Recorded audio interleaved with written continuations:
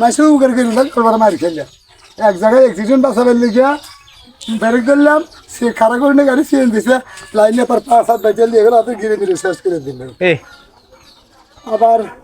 কালকে রক্ত দিয়ে গেলাম হেলি ব্যাগ বসে এসে খারাপ হয় গন্ধ পাইবো বড় বালতি আছিল তো আর মনে 10 কেজি কম ছিল